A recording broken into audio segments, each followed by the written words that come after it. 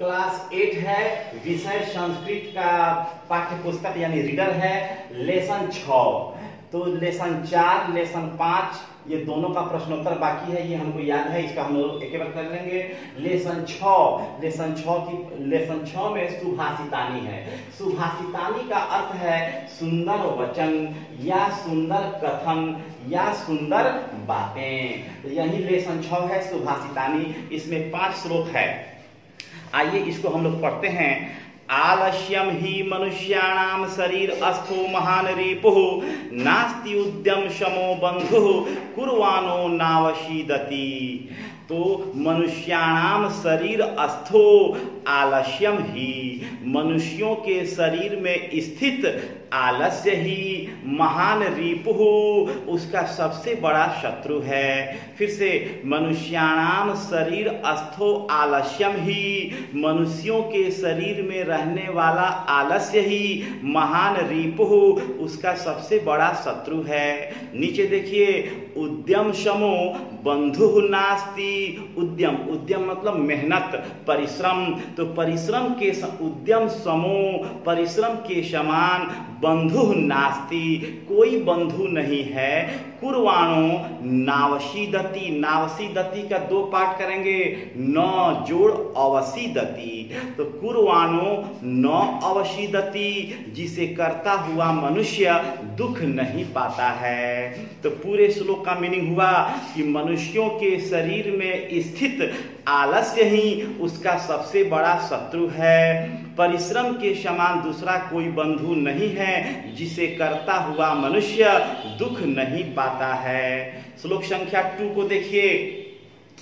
गौरवं प्राप्यते दानान् न तु वीतस्य संचयात् स्थिति रुचैः पयोदानां पयोधीनां अधः स्थितिः। देखिए लिखा है गौरवं प्राप्यते दानान्। दानान् का संधि विच्छेद हम आपको समझाएंगे। दानात, दानात हलंत, दानात जोड़ न, इस दोनों को जोड़ने पर तो प्रथम है, प्रथम अपने पंचम से मेल करेगा तो प्रथम अपना 5वां बनाएगा। तो दाना, ये तो जो है अपना 5वां, तथा दध न, फिर बाद वाला न। तो बुक में यह वर्ड दिया है, इसको 2 पार्ट ऐसे समझना है, दानात न। तो देखिए फिर से लिखा है कि दानात गौरवम प्राप्यते, दान करने से गौरव की प्राप्ति होती है, महानता की प्राप्ति होती है। दानात गौरवम प्राप्यते, दान करने से गौरव की प्राप्ति होती है। अगला खंड है न तु वित्तस्य संचयात्। वित्त, वित्त मतलब होता है धन। तो वित्तस्य संचयात् न, धन के संचय करने से, धन के इकट्ठा करने से महानता की प्राप्ति नहीं होती है। तो ऊपर वाली पंक्ति का अर्थ हुआ कि दान करने से गौरव की प्राप्ति होती है, धन के संचय करने से नहीं। अब नीचे पढ़ेंगे, पयोदानाम स्थिति उच्चैः। कैसे? तो पयोदान 2 वर्ड है, एक है पयोदः और दूसरा है पयोधीनाम। एक है पयोदानाम, दूसरा है पयोधीनाम। तो पयोदः मतलब बादल और पयोधी मतलब समुद्र।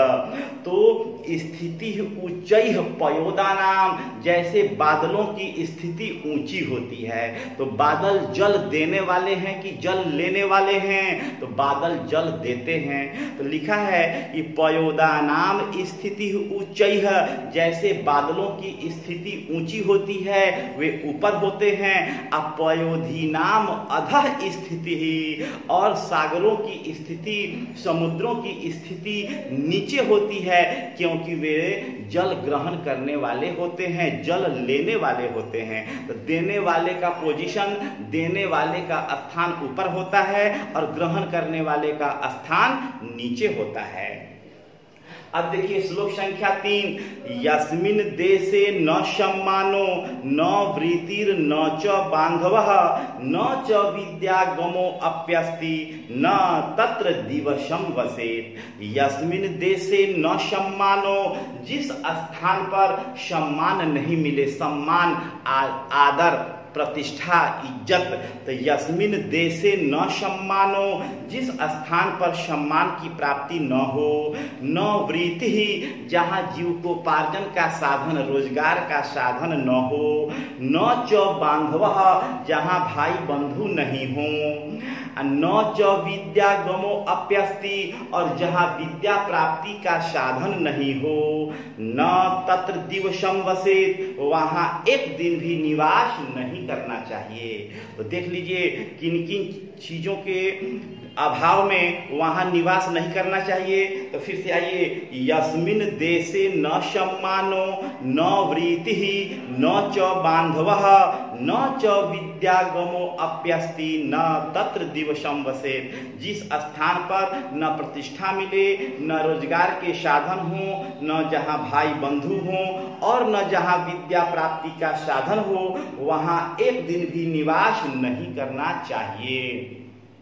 अब देखिए चौथे श्लोक में, किम कुलेन विशालेन विद्याहीनस्य देहिनः अकुलीनो अपि विद्यावान देवैरपि स पूज्यते।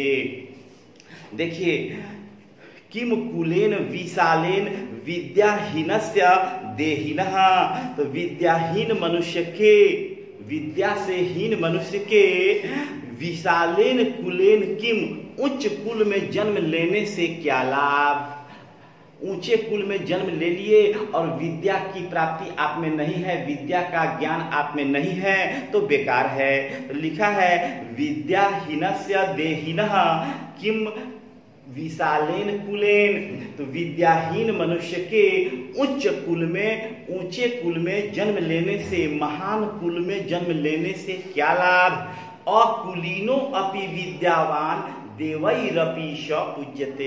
अगर अकुलीनो अपि, अगर नीच कुल में जन्मा हुआ मनुष्य भी विद्यावान, अगर विद्या वाला है, तो देवैरपि, देवैः अपि स पूज्यते, वह देवताओं के द्वारा भी पूजा जाता है। फिर से देखिए, तो विद्याहीन मनुष्य के उच्च कुल में जन्म लेने से क्या लाभ। नीच कुल में जन्मा हुआ व्यक्ति भी अगर विद्यावान है तो वह देवताओं के द्वारा पूजा जाता है।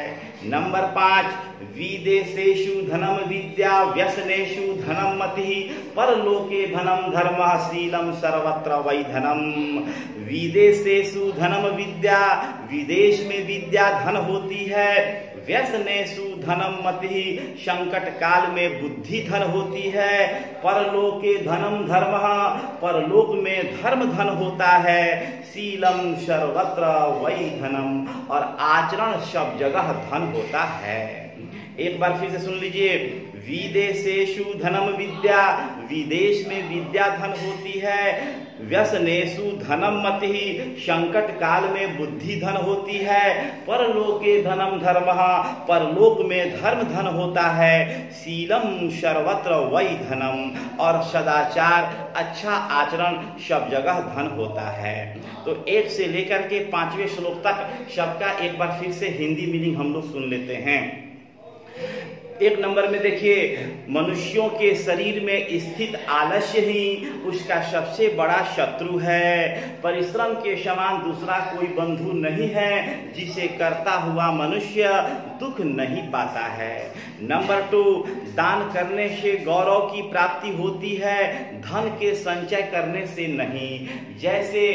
जैसे बादलों की स्थिति ऊंची होती है और समुद्र की स्थिति नीची होती है।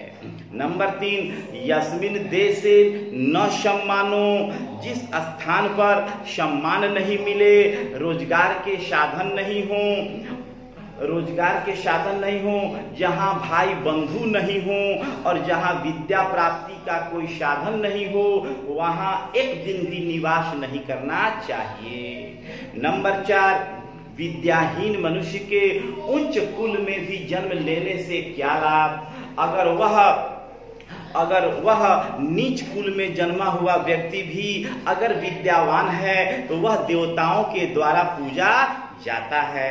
और अंतिम श्लोक है, इसको एक बार फिर से सुन लीजिए, अंतिम श्लोक है कि विदेश में विद्या धन होती है, संकट काल में बुद्धि धन होती है, परलोक में धर्म धन होता है, और सदाचार और आचरण जो है सब जगह धन होता है। इस प्रकार से छठे पाठ की समाप्ति हो गई। अब प्रश्नोत्तर हम लोग अगले क्लास में करेंगे।